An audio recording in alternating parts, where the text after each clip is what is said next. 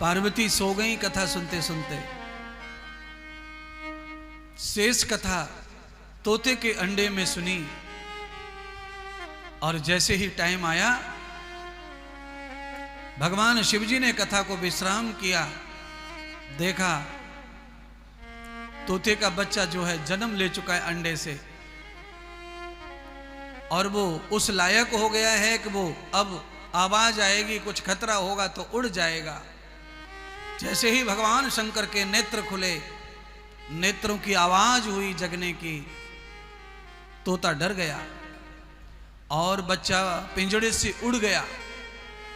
और जब पिंजड़े से तोता उड़ा तो भगवान शंकर के कानों में एक आवाज जा रही थी, हां ना हां।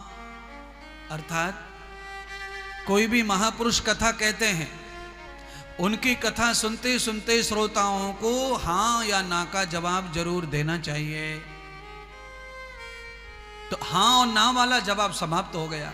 पार्वती सोई है, वो तो 4 दिन पहले ही बंद हो गई थी हां ना बोलना, पर तोता हां ना बोल रहा था, क्योंकि तोता नकल करता है।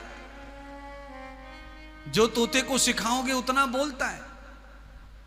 तोता उड़ा तो शंकर भगवान को पूरी तरह यह डाउट हो गया कि तोते ने कथा सुनी है, इस कारण पार्वती कथा सुन नहीं पाई। पार्वती कथा सुन नहीं पाई है, इसका दोषी तोते को भगवान शंकर ने मान लिया और तोते की हत्या करने के लिए शंकर भगवान उसके पीछे पीछे चल दिए। मैं आपको भागवत की अब महत्ता बता रहा हूं, भागवत का प्रभाव बता रहा हूं। जन्म देने वाला ब्रह्मा है, पालन करता विष्णु है और मृत्यु का स्वामी शंकर है। आज स्वयं शंकर त्रिशूल लेकर के तोते को मारने के लिए निकल पड़े। तोता हाथ नहीं आ रहा है शंकर भगवान के सारी जगत का काल जिसकी मुट्ठी में, आज उसकी मुट्ठी से तोते निकल गया तो हाथ नहीं आ रहा है। कारण तोते को शंकर नहीं मार पा रहे, नहीं पकड़ पा रहे। उसका कारण केवल एक है कि तोता भगवान कृष्ण की कथा सुन चुका है, अब उसे महाकाल भी पकड़ नहीं सकता है। इतना महान कर्तव्य है कथा भागवत। ये भागवत केवल किताब भर नहीं है, ये भागवत केवल किसी की स्टोरी नहीं है।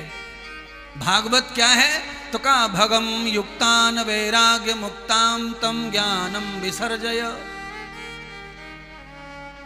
भागवत भक्ति का कुंज है, ज्ञान का पुंज है, वैराग्य की प्रशस्ति है, सूर्य है और मुक्ति का आधार है। भागवत भ ग ब त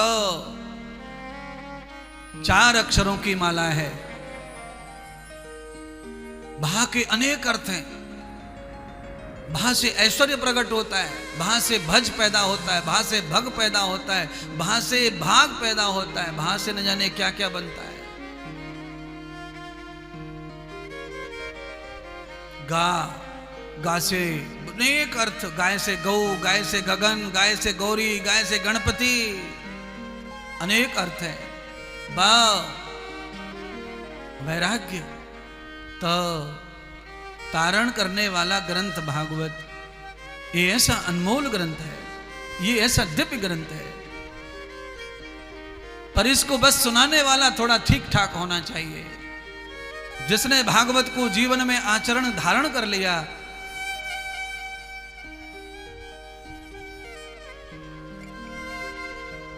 सुनाने वाला अच्छा चाहिए, बताने वाला अच्छा चाहिए, आपके बीच में इस विषय को रखने वाला चाहिए। एक एक शब्द आपको बैठ जाए, आपके घर बना ले, शरीर में जगह बना ले।